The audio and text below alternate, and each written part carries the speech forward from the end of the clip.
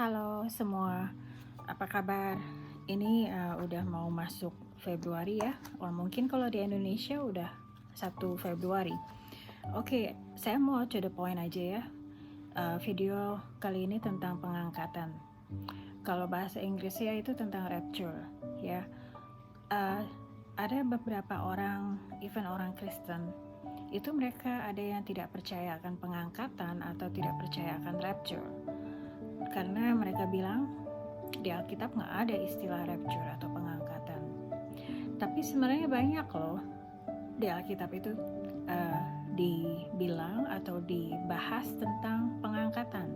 Memang tidak pakai kata rapture atau pengangkatan. Jadi saya bikin video ini atau channel ini Golden Bridge basically untuk menyiapkan kita semua untuk hari-hari pengangkatan gitu. Karena saya punya keinginan atau kerinduan hati supaya banyak orang yang disadarkan dan dibukakan bahwa waktu kita itu udah sempit, waktu kita itu udah nggak banyak. Saya mau sharing sebentar, oke? 2017, saya lupa apakah ini saya pernah sharing di video saya sebelumnya atau belum atau bagaimana, tapi saya mau sharing lagi. Kita tinggal di Amerika. Suami saya, dia dapat konfirmasi dari Tuhan, dan Tuhan basically dia kayak challenge, kayak nantang suami saya untuk jual rumah saat itu karena sudah saatnya kita pindah. Lalu kita dengan iman, suami saya pergi ke toko yang jual kayak di sini namanya Home Depot atau Ace Hardware. Di Indonesia ada Ace Hardware, so dia pergi ke Ace Hardware, beli plang, rumah dijual by owner, terus dikasih nomor teleponnya dia. Banyak orang yang nelpon, terus saya bilang gini sama suami saya, kalau memang Tuhan benar-benar mau kita pindah, biar Tuhan sendiri yang bawa pembeli rumah ini. Kita nggak usah pakai agent, kita nggak usah pusing, Tuhan sendiri yang bawa pembelinya itu, dan di mana pembelinya itu akan membeli rumah kita sesuai dengan harga yang kita minta. Karena rumah kita itu bukan rumah baru ya, termasuk rumah yang udah lama, dibangunnya tahun 50. Waktu dibangun 50 itu brand new. Dan setelah berapa tahun ada beberapa hal yang memang kita harus benerin gitu, dan itu biayanya mahal kalau di Amerika.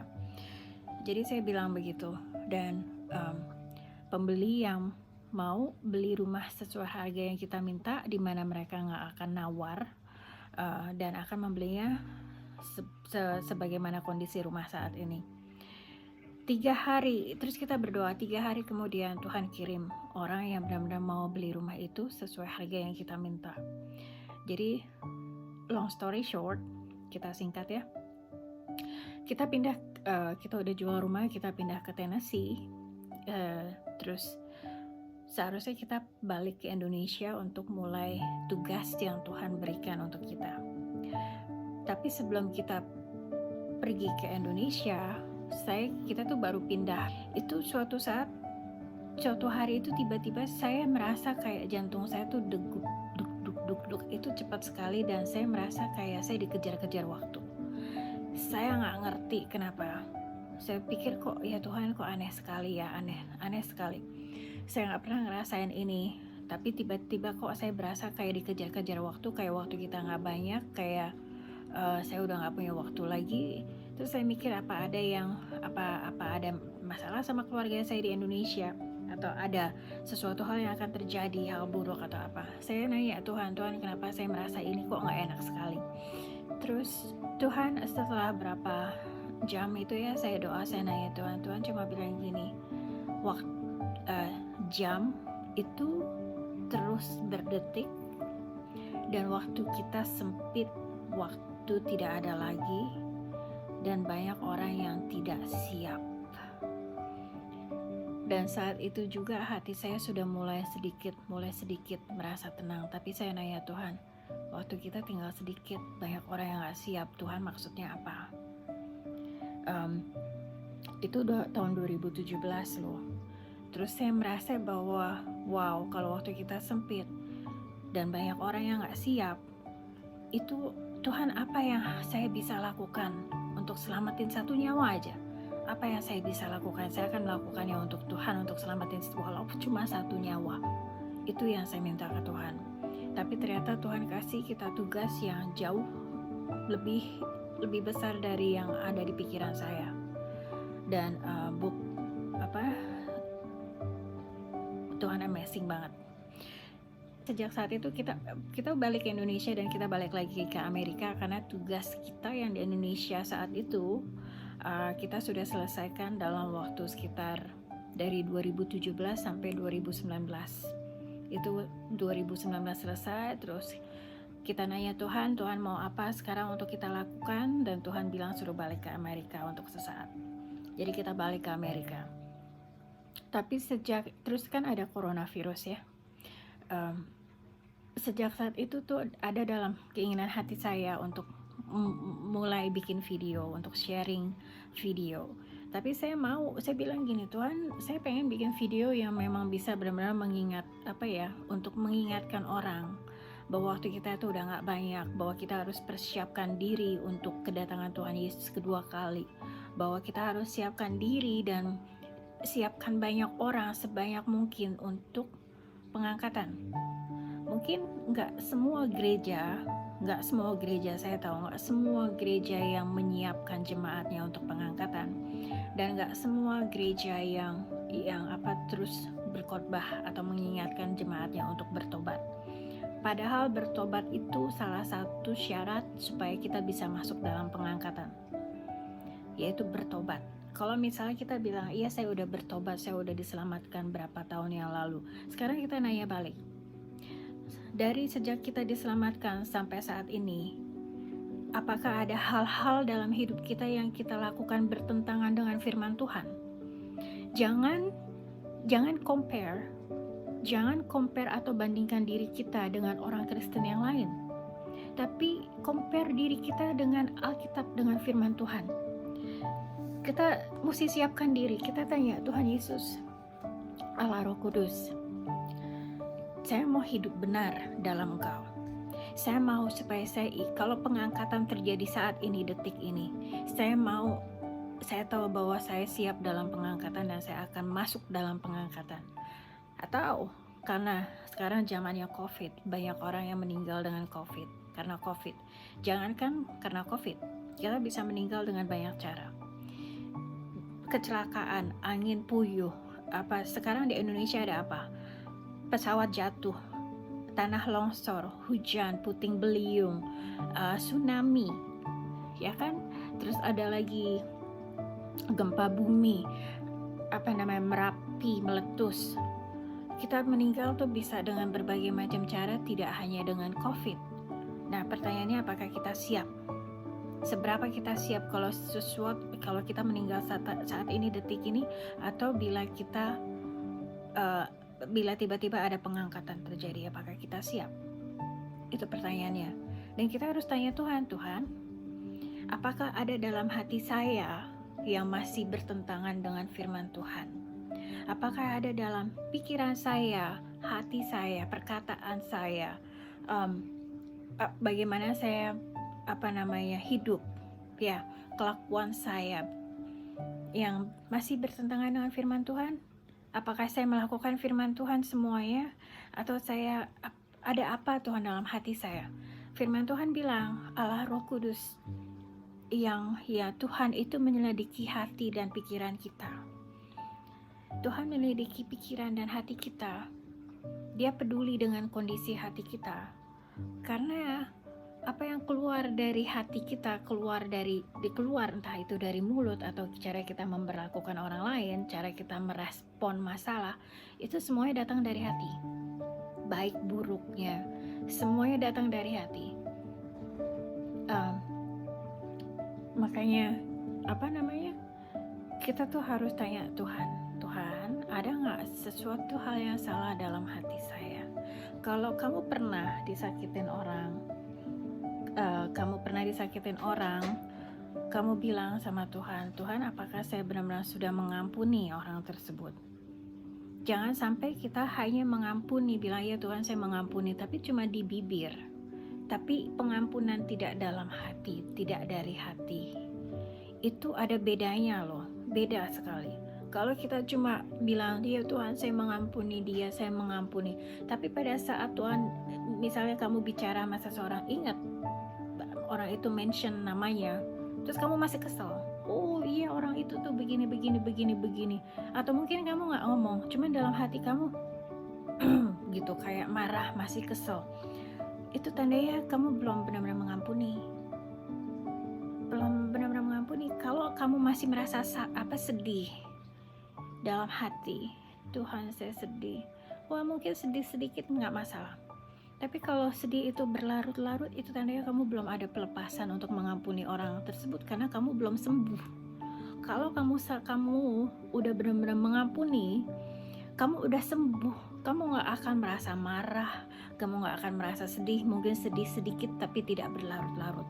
Itu tandanya kamu sudah mengampuni dan sudah disembuhkan dengan kuasa Tuhan dari kemarahan atau dari rasa sakit, dari rasa kecewa, dari rasa apapun yang dilakukan oleh orang tersebut, termasuk juga anggota keluarga. Dan itu lebih sakit kalau kita disakiti oleh anggota keluarga sendiri. Jadi kita harus tanya Tuhan, jangan tanya orang lain, tanya Tuhan, Tuhan Yesus, apa yang masih ada dalam hati saya, atau diri saya, atau hidup saya yang masih tidak sesuai dengan firman-Mu. Tuhan, saya mau supaya hidup saya benar di hadapan-Mu. Tolong saya Tuhan, supaya saya bisa benar-benar hidup benar dan menyenangkan hati-Mu. Kita tuh hidup di bumi tidak untuk menyenangkan manusia, tapi kita untuk menyenangkan hatinya Tuhan. Hanya untuk hatinya Tuhan aja. Karena semua reward, eternal reward, itu nanti yang nikmatin kita, karena eternal reward itu cuma berasal dari Tuhan. Cuma berasal dari Tuhan Yesus dan Bapa Surgawi. Dan Tuhan tahu semua perbuatan kita di bumi. Dia tahu semua. Sekarang saya mau masuk ya kita buka yuk. Sebelumnya kita mau doa dulu. Bapa, terima kasih Tuhan Yesus untuk saat ini Tuhan, untuk kesempatan saat ini ya Bapa. Saya bersyukur saya masih bisa dikasih kesempatan Tuhan untuk sharing, untuk testimoni Tuhan, dan untuk firman-Mu Tuhan.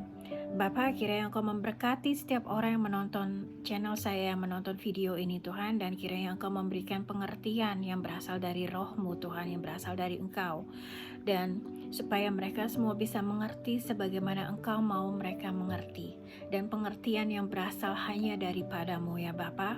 Dan kiranya Engkau jamah pikiran mereka dan hati mereka supaya mereka bisa mengerti dan bisa menerima kebenaran yang berasal daripada-Mu sesuai dengan firman-Mu Tuhan. Dan Bapa, terima kasih untuk setiap yang nonton Tuhan. Saya percaya Engkau sendiri yang Tuhan akan membimbing mereka di dalam kebenaran-Mu. Dan Tuhan, tolonglah mereka semua supaya mereka bisa menyenangkan hati-Mu dan menjadi pelaku firman Tuhan. Dan Tuhan, saya serahkan saat ini ke dalam tangan-Mu yang kudus, di dalam nama Tuhan Yesus. Kita mau buka ya Matius 24, mulai dari 36. Di sini saya pakai iPad, soalnya kalau iPad kan bisa dibesarin tulisannya. Oke, Matius 24 ayat 36. Tetapi tentang hari dan saat itu tidak seorang pun yang tahu, malaikat-malaikat di surga pun tidak, dan anak pun tidak, hanya Bapa sendiri. 37.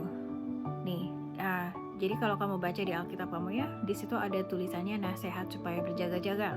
Nah, jadi video saya ini mau mengajak banyak orang supaya berjaga-jaga untuk hari akhir ini. Ini bukannya hari dunia kiamat ya, tapi ini kita memasuki era yang baru. Era yang baru yaitu persiapan kita untuk pengangkatan. Kita masuk era baru pada saat Antikris sudah mulai mau berkuasa, baru mulai. Oke?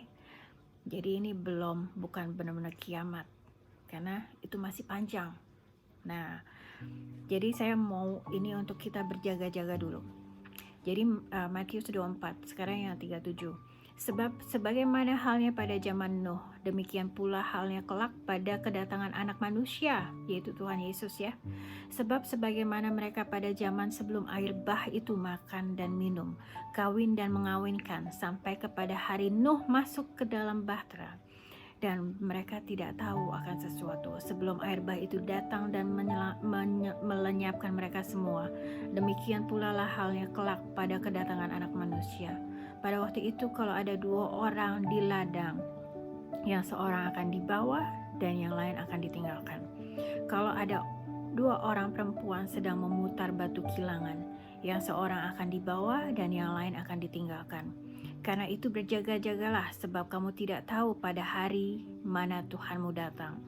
Tetapi ketahuilah ini, jika tuan rumah tahu pasti waktu mana pada hari malam hari pencuri akan datang, sudahlah pasti ia berjaga-jaga dan tidak akan membiarkan rumahnya dibongkar. Sebab itu hendaklah kamu juga siap sedia, karena anak manusia datang pada saat yang tidak kamu duga. Jadi kita tidak ada seorang manusia pun yang tahu, hanya Bapa yang tahu ya. Jadi kita nggak tahu masih berapa tahun lagi kita punya kesempatan untuk hidup sebelum pengangkatan, atau mungkin bisa jadi besok pagi atau besok siang, atau mungkin hari ini, atau mungkin masih beberapa tahun ke depan. Tapi walaupun masih ada beberapa tahun, bukan berarti kita terus enak-enak nggak cari Tuhan. Justru kita harus pakai kesempatan ini untuk benar-benar cari Tuhan, untuk bangun hubungan Bapa anak lebih lagi. Jadi kalau di sini dibilangnya apa? Di sini sih memang nggak dibilang pengangkatan atau rapture, tapi dia bilangnya gini kan, pada saat seperti halnya pada zaman Nuh. Pada zaman Nuh itu orang-orang berpesta pora, ada perkawinan, hajatan, makan-makan, minum-minum. Bedanya di sana nggak ada mall belum dibangun. Dan waktu itu Tuhan bilang sama Nuh, ya, waktu itu belum ada hujan, belum ada mendung. Tuhan bilang bangun bahtera. Makanya Nuh, kalau kamu baca kitab Nuh, tentang Nuh ya, itu Nuh itu diolok-olok sama orang, diolok-olok, diomongin, difitnah, dijelek-jelekin. Ngapain kamu bikin bahtera? Ngapain kamu bikin kapal segede ini? Emangnya mau hujan? Orang ini panas terang benderang, gak ada awan sedikit pun tuh. Tapi Nuh taat sama Tuhan, karena ketaatan dia, walaupun dia gak lihat tanda-tanda akan ada hujan, justru karena ketaatan dia selamat. Nah, sekarang sama halnya saat ini dibilangkan seperti pada zaman Nuh. Yang bisa menyelamatkan kita setelah kita terima Tuhan Yesus, menerima Tuhan Yesus, dibaptis air, baptis Roh Kudus, yaitu ketaatan kita kepada Tuhan. Nah, di sini dibilang pada ayat yang 40 ya, pada waktu itu kalau ada 2 orang di ladang, yang seorang akan dibawa dan yang lain akan ditinggalkan. Itu dibawa sama siapa? Di sini dibilang kedatangan anak manusia, dan di bawahnya yang ayat 42, sebab kamu tidak tahu pada hari mana Tuhanmu datang. Berarti anak manusia itu Tuhan Yesus yang akan datang lagi ke bumi untuk jemput semua anak-anaknya. Jadi Tuhan Yesus akan datang untuk jemput kita semua. Nah, yang dibawa itu, ini dibilangnya yang satu dibawa, yang satu ditinggalkan. Terus kalau ada 2 orang perempuan sedang memutar batu kilangan itu kan berarti lagi kerja ya. Jadi kalau ada orang lagi kerja di kantor atau di toko, atau mungkin yang lain lagi ke pasar beli sembako, atau mungkin lagi ke nengok panti asuhan, atau mungkin nengok orang sakit, atau nemenin orang sakit di rumah sakit, tiba-tiba ada yang dibawa, dan ada yang ditinggalkan. Itu namanya pengangkatan, karena kita diambil sama Tuhan. Oleh sebab itu kita harus berjaga-jaga. Ya, ayat 44 dibilang, sebab itu hendaklah kamu juga siap sedia, karena anak manusia datang pada saat yang tidak kamu duga. Terus saya mau buka Matius 30. Matius 30, kita lihat ya. kok Matius 30, maksudnya ayat 30. Masih Matius 24 ayat 30. Nah, ini dia nih. Perumpamaan kedatangan anak manusia, perumpamaan tentang pohon ara. Tapi kita baca yang 30 ya. Pada waktu itu akan tampak tanda anak manusia di langit, dan semua bangsa di bumi akan meratap. Dan mereka akan melihat anak manusia itu datang di atas awan-awan di langit dengan segala kekuasaan dan kemuliaannya. Dan ia akan menyuruh keluar malaikat-malaikatnya dengan meniup sangkakala. Sangkakala itu kalau di bahasa Inggris, Alkitab bahasa Inggris itu trumpet. Jadi sangkakala itu sama dengan kayak bunyi seperti trumpet. Terus yang dahsyat bunyinya, dan mereka akan mengumpulkan orang-orang pilihannya dari keempat penjuru bumi, dari ujung langit yang satu ke ujung langit yang lain. Ini jadi ini masih Matius 24 ya, cuma yang ini ayat 30 dan 31. Jadi anak manusia itu akan datang di langit-langit, di awan-awan. Dan semua bangsa bisa melihat kedatangannya Tuhan Yesus. Dia berada di awan-awan, semua bangsa bisa melihat. Makanya di sini dibilang semua bangsa di bumi akan meratap. Meratap itu berarti menangis. Mereka sadar, ya ampun Tuhan, yang selama ini di Alkitab dibilang ternyata terjadi saat ini Tuhan. Ya ampun Tuhan. Dan kalau mereka termasuk orang yang tidak dibawa, tidak diambil sama Tuhan Yesus, tidak diangkat sama Tuhan Yesus, itu mereka semua akan menangis. Mereka akan sadar, ya ampun Tuhan, saya nggak masuk pengangkatan, bagaimana ini? Tertinggal. Nah, kalau kalian nggak mau tertinggal sekarang, saat ini, kalau kalian masih merasa ada sesuatu yang tidak sesuai sama firman Tuhan, tanya Roh Kudus, tanya Tuhan Yesus, tanya Bapa Surgawi, Tuhan, tolong saya, selamatkan saya mau berubah Tuhan, untuk menyenangkan hatimu, supaya saya bisa Tuhan tinggal bersama dengan Engkau.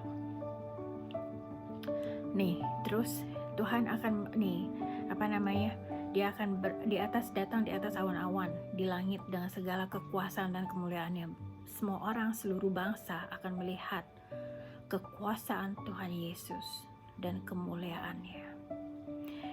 Dan dia akan menyuruh malaikatnya meniup sangkakala yang dahsyat bunyinya. Dan malaikat-malaikat itu akan mengumpulkan setiap orang pilihannya Tuhan dari keempat penjuru bumi, dari ujung langit ke ujung yang lain. Jadi dari seluruh bumi, dari Antartika, dari North Pole, dari Eropa, dari seluruh benua sampai tempat yang terpencil sekalipun. Tuh. Jadi ini tentang pengangkatan. Memang nggak ditulis pengangkatan, tapi ini dibilangnya diambil atau mengumpulkan orang-orang pilihannya, tuh, atau dibawa, ya. Terus saya mau coba buka Daniel, kitab Daniel. Mari kita buka kitab Daniel 12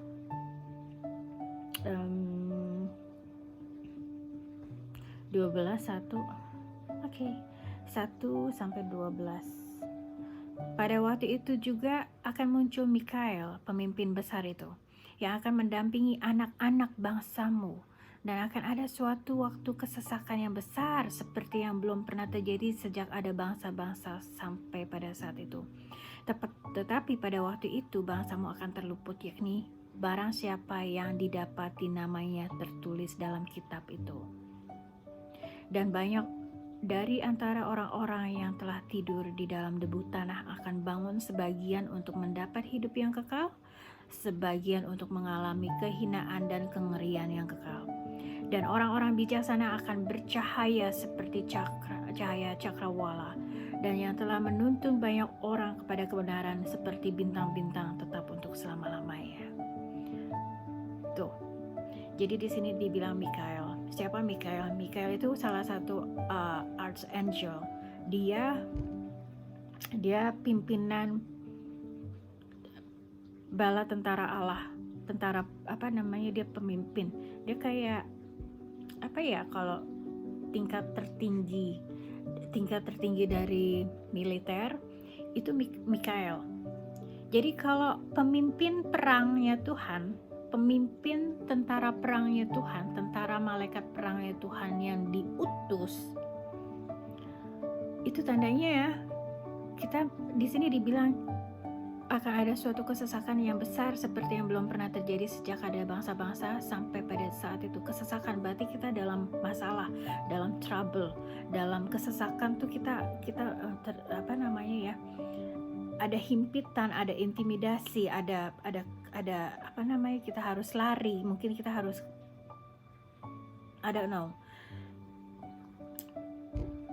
kemungkinan besar kita akan mendapat masalah karena iman kita kepada Tuhan Yesus. Karena iman kita kepada Tuhan Yesus, jadi kita mendapat kesesakan. Karena zaman sekarang kalian lihat COVID, vaksin, ya, terus banyak mungkin kalian baca-baca berita-berita ya tentang mereka mulai persiapkan untuk New World Order. Ya, mereka udah planning, udah rencanakan ini dari jauh-jauh hari. Nah, pertanyaannya apakah kita siap? Apakah anak-anak Tuhan juga planning untuk cari Tuhan dan hidup benar di dalam Tuhan? Hidup benar dan senangin hatinya Tuhan. Senangin hatinya Tuhan, bukan untuk nyenengin manusia, bukan untuk nyenengin pendeta kamu atau mama kamu, tapi senangin hatinya Tuhan Yesus. Itu yang paling penting. Nih, tetapi pada waktu itu bangsamu akan terluput. Ini orang-orang yang dipilih Tuhan yang tadi kita baca di Matius. Bangsamu. Tuhan Yesus ngomong ini kan Tuhan kan ngomong ini ke Daniel ya, bangsanya Daniel, bangsa, berarti dibilang bangsa-bangsa, tadi Matius dibilang bangsa-bangsa. Ini karena dia ngomong sama Daniel, jadi Tuhan bilang bangsamu akan terluput, tapi ini semua orang yang namanya tercantum di buku kehidupan atau di kitab kehidupan, itu yang akan terluput. Barang siapa didapati namanya tertulis dalam kitab itu, ini namanya kitab kehidupan. Dan banyak dari antara orang yang telah tertidur di dalam debu tanah, ini orang yang meninggal ya, mereka akan bangun, sebagian untuk mendapat hidup yang kekal, masuk surga, sebagian untuk mengalami kehinaan dan kengerian yang kekal, yaitu neraka. Ya, dan orang-orang bijaksana akan bercahaya seperti cahaya cakrawala, dan yang telah menuntun banyak orang kepada kebenaran seperti bintang-bintang tetap untuk selamanya. Dan sekarang kita tanya diri kita, Tuhan saya masuk, apakah saya termasuk bijaksana di dalam Tuhan? Karena dibilang di sini orang-orang bijaksana, yaitu orang-orang yang hidupnya menyenangkan hati Tuhan, bercahaya seperti cahaya cakrawala. Dan orang yang menuntun banyak orang kepada kebenaran, yaitu orang-orang yang entah dia mendoakan orang lain sampai orang itu bertobat, atau entah dia yang menabur benih kebenaran dalam hidup seseorang, atau dia yang disciple orang atau memuridkan orang tersebut sampai orang tersebut atau menjadi dewasa dalam rohaninya. Itu semuanya akan dibilang di sini kan, menuntun banyak orang kepada kebenaran. Mereka akan menjadi seperti bintang-bintang tetap untuk selama-lamanya, bercahaya. Kita itu keturunan bintang. Ingat nggak janji Tuhan kepada Abraham? Janji Tuhan kepada Abraham apa? Keturunanmu akan banyak seperti pasir di laut, pasir di tepi laut, dan juga seperti banyaknya bintang di langit. Kalau bintang itu adanya di mana? Malam kan? Bercahaya kan? Iya. Dan kita itu anak-anaknya Tuhan itu seperti bintang-bintang, karena kita apa? Kita hidup dalam kegelapan bumi. Kita hidup dalam kegelapan dunia. Dunia itu dipenuhi dengan kegelapan. Ya. Dan kalau kita melakukan kebenaran, yaitu melakukan firman Tuhan dan senangin hatinya Tuhan, taat kepada Tuhan karena kita mau senangin hatinya Tuhan, itu kebenaran kita akan bercahaya seperti bintang-bintang. pada saat Tuhan Yesus lihat, oh iya itu anakku, oh iya itu anakku, wah dia bercahaya, dia melakukan kebenaran, dia taat loh, dia mengampuni orang, oh dia kasih perpuluhan, oh iya dia bantu orang lain, oh dia menginjili. Wah itu Tuhan seneng, dia bisa ngelihat anak-anaknya di mana aja. Nah sekarang bedanya lihat pasir itu di mana? Di tepi laut. Apakah pasir itu bersinar? Enggak. Walaupun siang, pagi, siang, sore, malam, ya pasir itu tidak akan bersinar. Jadi kita bukan keturunan dari pasir. Kita semua keturunan Abraham yang percaya kepada Tuhan Yesus, bahwa Tuhan Yesus adalah Tuhan dan Raja dan melakukan firman Tuhan. Kita itu bagaikan bintang-bintang, itu yang kitab Daniel bilang. Sekarang kita buka, coba kita lihat dulu mungkin saya lihat dulu ya, mungkin kitab Wahyu ya, karena ini kan tadi dibilang tentang kitab namanya tertulis dalam kitab ya. Kita buka kitab Wahyu dulu ya. Oke, kitab Wahyu 13 ayat 8. Kalian juga sambil buka ya, jangan cuma dengerin saya ngomong aja. Pentingnya loh buka Alkitab sendiri, jadi kamu bisa baca sendiri apa isinya, benar nggak yang saya ngomongin. Nah siapa tahu saya salah ayat atau bagaimana kan, jadi makanya pentingnya kalian harus baca sendiri. Nih, Wahyu 13 ayat 8. Dan semua orang yang diam di atas bumi akan menyembahnya, yaitu setiap orang yang namanya tidak tertulis sejak dunia dijadikan di dalam kitab kehidupan dari anak domba yang telah disembelih. Terus di sini tentang kitab kehidupan. Terus coba yang Wahyu 20. Kitab Wahyu 20 dari 12 ya, kalau kalian mau baca dari yang nomor 11 ya, itu gak apa-apa. Saya mau baca yang dari 12. Dan aku melihat orang-orang mati, besar dan kecil, berdiri di depan tahta itu. Lalu dibuka semua kitab. Nih, tadi kan di kitab Daniel dibilang kan, orang-orang yang tertidur dalam debu itu bangkit. Ya, terus nanti orang-orang yang tidak orang-orang yang namanya tercantum dalam kitab itu mereka akan diselamatkan, akan dikeluarkan, akan dibebaskan dari kesesakan yang akan terjadi di bumi. Pada saat itu semua akan terjadi. Lalu dibuka semua kitab, dan dibuka juga sebuah kitab lain, yaitu kitab kehidupan. Dan orang yang mati dihakimi menurut perbuatan mereka berdasarkan apa yang ada tertulis di dalam kitab-kitab itu. Tuh, namanya kitab kehidupan. Terus maka laut menyerahkan orang-orang yang mati yang ada di dalamnya, dan kerajaan maut menyerahkan orang-orang mati yang ada di dalamnya, dan mereka dihakimi masing-masing menurut perbuatannya. Lalu maut dan kerajaan maut itu dilemparkan ke dalam lautan api. Itulah kematian yang kedua, lautan api. Ya, jadi kematian itu ada dua. Kematian badani kita, yaitu pada saat kita badan kita mati, roh kita ya, entah roh kita entah masuk surga atau masuk neraka, tapi kita akan dihakimi dulu. Kita akan dihakimi. Dan kalau hidup kita benar sesuai firman Tuhan, kita akan masuk surga. Tapi kalau enggak, di sini dibilang dilemparkan ke dalam lautan api. Itulah kematian yang kedua, kematian kekal. Dan setiap orang yang tidak ditemukan namanya tertulis di dalam kitab kehidupan itu, ia dilemparkan ke dalam lautan api itu. Makanya jangan sampai nama kita tidak tercantum dalam kitab kehidupan. Dan jangan bilang, sekali diselamatkan akan selamanya diselamatkan. Jadi saya bisa melakukan apapun yang saya mau di bumi. Jadi kalau kalian pikir kalian bisa pecicilan, itu istilah saya sih pecicilan, maksudnya setelah diselamatkan kamu hura-hura atau ke diskotik, atau mungkin pakai ngobat, atau mungkin Tuhan saya mau nyenengin diri saya. Mungkin kamu ada keterikatan dengan barang-barang duniawi, atau mungkin kamu ada keterikatan dengan sesuatu. Keterikatan itu juga bahaya loh. Tuhan cuma mau keterikatan kita itu cuma sama Tuhan Yesus. Keterikatan kita itu cuma sama Dia.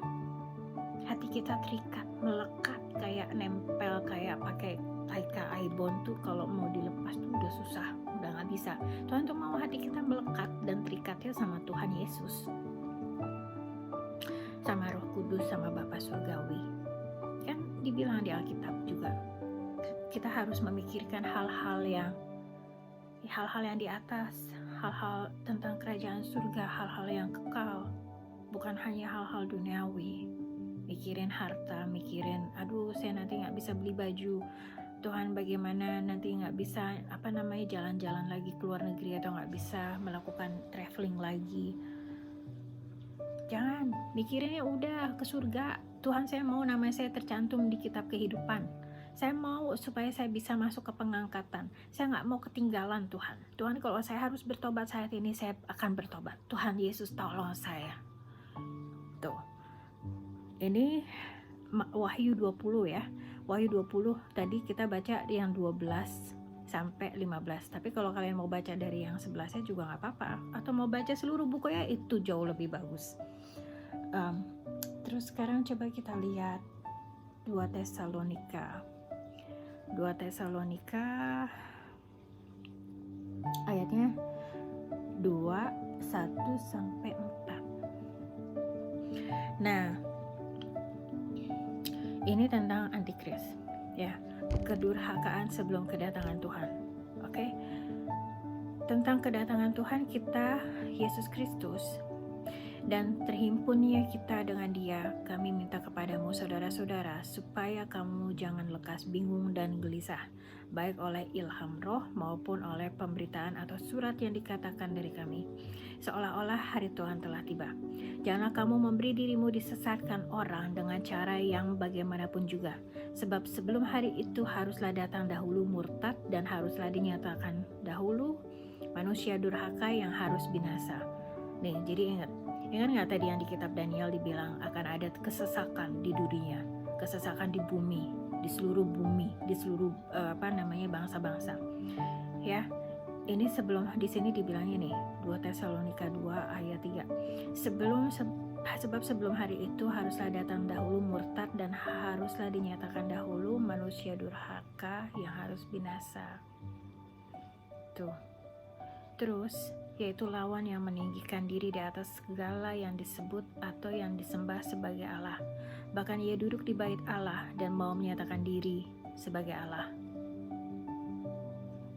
Third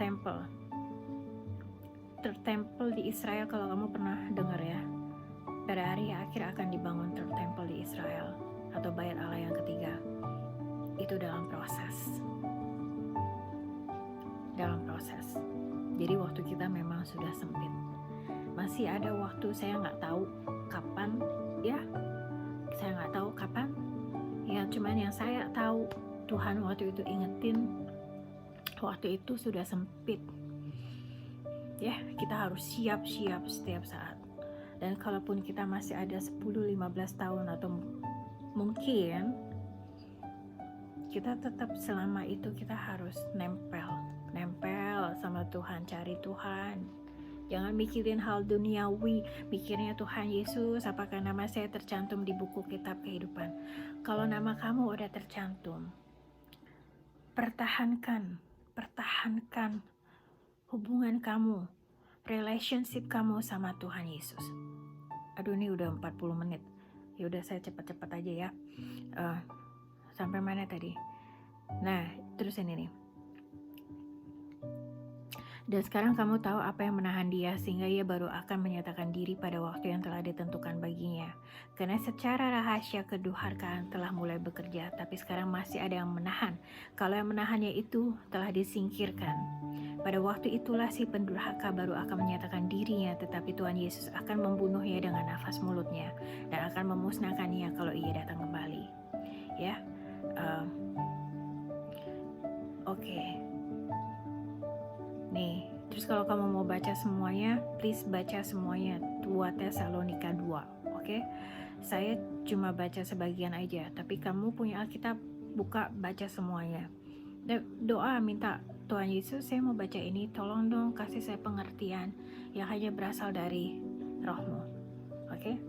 Supaya saya bisa mengerti sesuai bagaimana Tuhan mau saya mengerti firman ini. Bukan seperti apa yang saya mau mengerti, tapi bagaimana Tuhan mau saya mengerti pada saat saya membaca firman ini. Ya, jadi pengertian yang hanya berasal dari Tuhan, itu yang paling penting. Jadi kita harus siap-siap. Jadi selama ini kita masih pendurhaka ini adalah leadernya antikris, leadernya ya. Tapi jangan bilang kalau antikris itu belum ada di bumi. Udah, antikris itu udah ada sejak zaman dulu. Udah banyak di sekeliling kita, banyak antikris. Setiap orang yang tidak mengaku Tuhan Yesus sebagai Tuhan dan Raja dan Penyelamat dan Tuhan, itu mereka ada roh antikris. Nah, ini leadernya. Dan apa yang terjadi sama dunia saat ini, itu sebenarnya udah antek-anteknya dia yang mulai persiapkan jalan supaya dia itu pada saat udah waktunya dia diizinkan Tuhan untuk muncul, banyak orang yang akan siap menerima dia. Tapi untuk saat ini masih banyak yang nahan, yaitu apa? Doa anak-anak Tuhan dan Roh Kudus masih ada di sini dan masih ditahan Tuhan, belum saatnya. Makanya kita masih punya waktu, pintu anugerah masih dibuka, tapi kita nggak tahu sampai kapan. Makanya kita harus berjaga-jaga dan kita harus ingatkan banyak orang, keluarga, saudara, teman kerja, best friend, mungkin teman kantor, siapapun, ingatkan mereka. Kalau mereka Kristen atau Katolik, cari Tuhan Yesus, baca firman, jalin hubungan, bertobat. Itu penting. Bertobat, cari kebenaran, cari kerajaan surga. Itu penting. Dan bertobat, ya. Walaupun kita mungkin mikir, saya kan nggak melakukan hal-hal yang kayak gitu. Ya, sekarang pertanyaannya, apa kita mengampuni? Apakah kita tidak ada iri hati, dendam? Apakah kita memikirkan hal-hal yang berasal dari Tuhan, atau masih memikirkan hal-hal dunia, atau kita masih mikirin, aduh Tuhan gimana mau shopping ini, mau beli ini, atau bagaimana? Tanya Tuhan. Terus ini, 1 Yohanes 4:3. Saya mau agak cepat supaya tidak kelamaan bikin videonya. 1 Yohanes 4:3. Nah, ini dia. Ini tentang antikris. Yang ayat 3 ya. Dan setiap roh yang tidak mengakui Yesus tidak berasal dari Allah. Roh itu adalah roh antikristus, dan tentang dia telah kamu dengar bahwa ia akan datang, dan sekarang ini ia sudah ada di dalam dunia. Jadi jangan bilang kalau antikris belum ada. Antikris sudah ada di dunia tuh sejak zaman Yohanes nulis ini surat. Udah ada, udah berpuluh-puluh tahun. Sampai sekarang udah ada. Dan mereka punya antek-antek yang mulai mempersiapkan jalan untuk apa? Untuk agenda mereka sudah mulai terlaksana, mulai dijalanin. Nanti kalau leadernya udah diizinkan Tuhan untuk muncul, banyak orang yang akan disesatkan. Ya. Kalau kita baca dikit ya. Nih 1 Yohanes 4 1 sampai 6. Kita baca aja ya. Saudara-saudaraku yang kekasih, janganlah percayakan setiap roh, tetapi ujilah roh-roh itu apakah mereka berasal dari Allah, sebab banyak nabi-nabi palsu yang telah muncul dan pergi ke seluruh dunia.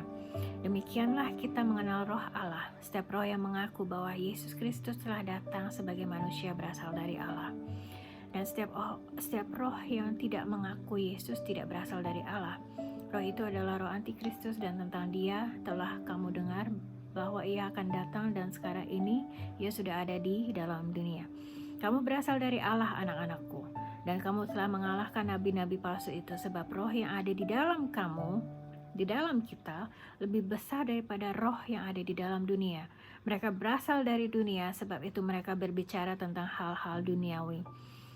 Dan dunia mendengarkan mereka. Jadi kalau kita punya Roh Kudus dalam hati kita, ya, kita tidak memikirkan hal-hal duniawi lagi. Kita mulai memikirkan menyenangkan hatinya Tuhan Yesus. Tuhan, saya mau senangin hatinya Tuhan. Dan kami berasal dari Allah. Barang siapa mengenal Allah, ia mendengarkan kami. Barang siapa tidak berasal dari Allah, ia tidak mendengarkan kami. Itulah tandanya roh kebenaran dan roh yang menyesatkan. Ya, saya berdoa supaya kalian semua yang nonton video saya, kalian punya roh kebenaran dalam hidup kalian, dan kalian mau dipimpin di bawah Roh Kudus dalam hidup kalian. Dan dalam hidup kalian itu bagaimana kita merespon masalah, bagaimana kita merespon keadaan hidup kita. Apakah kita bawa marah, kesel, atau tidak mengampuni, atau malah jadi trauma, atau sedih, atau self pity, mengasihi diri sendiri, atau bagaimana kita meresponnya. Saya ngalamin banyak hal ya, dan jujur pernah saya marah sama Tuhan, tapi akhirnya saya minta ampun. Saya minta ampun Tuhan, saya meminta ampun karena saya sempat marah sama Tuhan. Ya Tuhan, tolong ampunin saya. Tetapi saya jujur sama Tuhan, saya belajar jujur sama Tuhan. Saya tipe orang yang gak bisa percaya, gampang percaya sama orang lain. No. Dan Tuhan tahu. Dan tapi saya juga akhirnya malah gak bisa jujur di hadapan Tuhan gitu loh. Tapi Tuhan mau, Tuhan saya bilang, kamu gak bisa percaya sama orang, tapi kamu bisa percaya sama Tuhan Yesus. Dan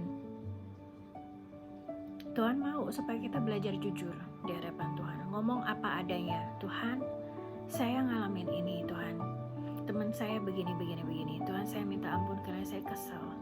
Tapi Tuhan, saya tidak mau melakukan hal yang menyakiti rohmu. Kan di Alkitab dibilang jangan do not grieve the Holy Spirit. Ya kan? Intinya jangan membuat Allah Roh Kudus itu sedih. Kalau kita melakukan hal yang bertentangan dengan firman Tuhan, itu Roh Kudus sedih loh. Tuhan itu sedih loh. Tuhan sedih loh. Kita udah dibayar dengan harga yang mahal, dengan darahnya, dengan pengorbanan Tuhan Yesus yang disiksa sebelum di kayu salib, bahwa salib itu berat sekali, dipukulin, dicambuk, dipaku. Itu nembus, ya ampun, saya keiris pisau aja, kebakar dikit aja udah yang aduh Tuhan, saya gak bisa ngeliat darah seger, bisa pingsan saya. Ini Tuhan Yesus dipaku di sini, ditusuk di lambung, kakinya. Kita tuh udah dibeli dengan darah yang mahal. Tuhan sedih kalau lihat kita tuh tidak taat, tidak berusaha nyenengin hatinya Tuhan. Kamu tahu hati hamba, ya, hati hamba itu bukannya kita jadi hamba kerja tidak dibayar, bukan itu maksudnya. Kita merendahkan hati di hadapan Tuhan. Kalau misal ada orang atau mungkin kita dihina atau diejek orang, ingat Tuhan Yesus juga diejek, dia diludahin. Tuh, kita milih diam atau kita jadi panas, terus kita juga malah maki-maki, bales ngomong yang kasar, atau kita diam bukan karena bukan karena kita merasa kalah, bukan, tapi karena kita sadar ada Allah Roh Kudus dalam hati kita, ada Tuhan Yesus dalam hati kita. Dan pada saat itu kamu bilang, Tuhan, saya akan diam walaupun saya dimaki-maki, karena saya mau menghormati Engkau yang ada di dalam hati saya. Saya pernah kok SMP, saya dimaki-maki sama kakak kelas 3 orang. Waktu itu saya doa, saya tahu kakak kelas saya itu kayak mau nantangin saya gitu kan ya. Saya bilang gini, Tuhan Yesus tolong dong kasih, ini saya masih umur 14 tahun, tolong kasih kata-kata yang jauh lebih jahat dari kata-katanya dia. Itu saya ngomong sama Tuhan kayak gitu. Apa yang terjadi pada saat kakak kelas saya 3 orang ini datang hadang saya? mereka ngomong maki-maki segala macam hal. Kamu tahu apa yang terjadi? Allah Roh Kudus tutup telinga saya. Pluk, saya nggak bisa dengar perkataan mereka satu kata pun. Yang saya bisa lihat mulut mereka yang gitu ya, terus tangannya mereka begini-begini. Tapi saya nggak bisa dengar omongan mereka. Sampai akhirnya mereka ngelihat saya kayak saya orang bego ya. Terus kayak gitu. Terus mereka pergi. Terus tiba-tiba teman saya salah satu itu, saya sama teman saya habis makan siang. Teman saya langsung balik badan ngeliat saya, bilang, kok lo diem aja? Pada saat dia bilang, kok lo diem aja, itu sedikit saya mulai bisa dengar. Terus saya ngeliat dia yang, orang saya nggak bisa dengar dia ngomong apa. Terus mereka teman-teman saya ngeliat saya kayak orang, lu nggak bisa dengar, orang dia ngomong maki-maki di depan kamu, masa lu nggak bisa dengar? Terus saya bilang, nggak bisa dengar, serius. Mereka ngeliat saya kayak yang error. Terus saya bilang gini, Tuhan kenapa kok saya doa ya supaya dikasih kata-kata yang jauh lebih jahat, kok Tuhan malah bikin saya kayak orang bego ya? Tuhan, saya malah kayak orang bego. Terus Tuhan Roh Kudus ingetin gini, Tuhan ingetin pada saat Tuhan Yesus itu mau disalib, dia dimaki-maki, dia dicaci maki, dia diludahin. Terus Tuhan nanya gini, apa yang Tuhan Yesus lakukan? Apakah Tuhan Yesus balik maki-maki dan balik meludahi mereka? Saya diam, saya bilang enggak. Dan di situ saya ngerti, oh Tuhan terima kasih. Terus Tuhan bilang, pada saat kamu diam bukan berarti kamu kalah, tapi pada saat kamu diam justru kamu yang menang. Karena apa? Ingat, di Alkitab ada ditulis, orang yang bisa mengendalikan diri, mengontrol dirinya, itu seperti orang yang merebut kota. Saya lupa ada di mana, tapi itu saya intinya yang ingat. Nanti saya cari, saya akan taruh di captioningnya ya. Jadi belajar untuk diam, itu kita merendahkan diri. Waktu itu saya ditolong sama Roh Kudus ya, itu kuasa Roh Kudus. Sekarang berapa tahun lalu ya, waktu saya di Bali, saya pernah dicaci-caci, pernah lah diomongin sama ini salah satu ibu. Pada saat itu saya pikir, ya Tuhan, saya mau ngomong, saya bisa bebas nih ngomong apa aja. Tapi pada saat ibu itu maki-maki, marah ke saya, tiba-tiba Tuhan tuh melihat, mata saya tuh bisa menatap dalam ke matanya ibu itu, dan tiba-tiba saya nggak marah sama dia. Tapi yang saya lihat, kasihan. Saya malah punya compassion, belas kasih untuk ibu ini, walaupun ibu itu begini-begini di depan saya, tapi saya malah ngelihat dia tuh dengan compassion, belas kasih. Saya ngelihat, Tuhan kasihan dia nggak punya Tuhan Yesus. Dia tidak tahu apa rasanya dicintai dan menerima kasih unconditional love seperti kasih Tuhan Yesus ke saya.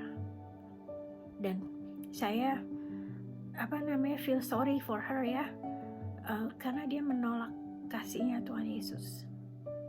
Makanya dia tidak bisa merasakan cinta sejati yang berasal dari Tuhan untuk kita semua. Jadi saat itu saya malah diam, karena saya malah kasihan sama dia, saya malah doain dia dalam hati. Terus akhirnya ya udah, saya serahkan dia ke Tuhan Yesus, saya doain dia karena kasihan. Nah, banyak hal nih, salah satu, sorry ya saya jadi main tangan, pengendalian diri itu salah satu buah roh.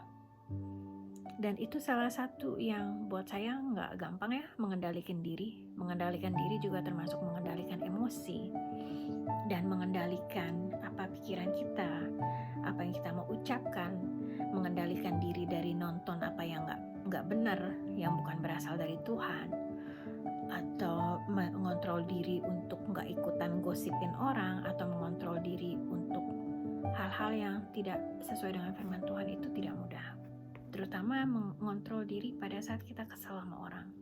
Nah,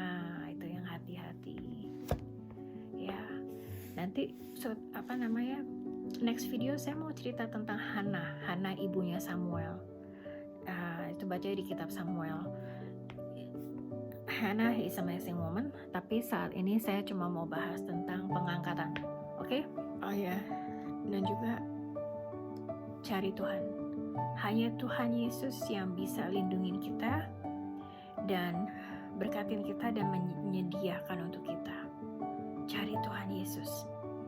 Ingat, kita masuk era yang berbeda, dan iman kita ini yang sangat menentukan pada zaman-zaman ini. Makanya kita harus mulai pakai iman, push iman. Kalau terjadi sesuatu, kalau misal kamu alamin sesuatu, kamu kecewa, kamu datang ke Tuhan, jujur. Ingat, belajar jujur di hadapan Tuhan. Jujur, Tuhan, saya kecewa karena saya ngalamin ini Tuhan, atau saya berusaha tapi tidak sesuai dengan hasil yang saya harapkan. Atau ada salah satu teman saya, dia di Bali, dia kerampokan dia bukan orang yang berada. Dia berdua itu benar-benar kerja keras ya, pekerja, dan dia ngumpulin uang dari hasil kerja kerasnya dia, dan itu kemalingan. Jadi dia kesel, dia sedih ya. Saya bisa ngerti, tapi saya bilang gini, kamu udah lapor Tuhan Yesus, sekarang belajar untuk relakan apa yang hilang. Bilang ke Tuhan, Tuhan saya relakan apa yang hilang. Dan juga ampunin orang yang ngambil, ampunin malingnya. Kita harus belajar mengampuni. Itu walau apapun yang kita alami, saya ajar setiap orang yang Tuhan percayakan di bawah saya untuk pertama lapor ke Tuhan Yesus apa adanya, belajar jujur di hadapan Tuhan Yesus. Dan kalau ada perasaan marah, kesel atau apapun, ada segala pikiran bahwa Tuhan, saya mikirnya begini loh Tuhan, mohon maaf kalau pikiran saya salah, tapi Tuhan, saya mau belajar jujur di hadapan-Mu. Saya belajar jujur dengan pikiran saya dan hati saya. Tuhan, kalau saya salah, perasaan saya salah, atau pikiran saya salah, Tuhan, saya mohon ampun. Tolong bimbing saya supaya saya bisa mikir apa yang Tuhan mau saya pikirkan dan meresponnya dengan benar sesuai caranya Tuhan, bukan cara saya. Jadi ini oke, ini video saya untuk saat ini, yaitu tentang pengangkatan. Tolong buka Alkitab kalian dan baca sendiri dan berdoa ya. Tanya Tuhan Yesus dan Allah Roh Kudus ya. Oke. Terima kasih untuk nonton, semoga memberkati.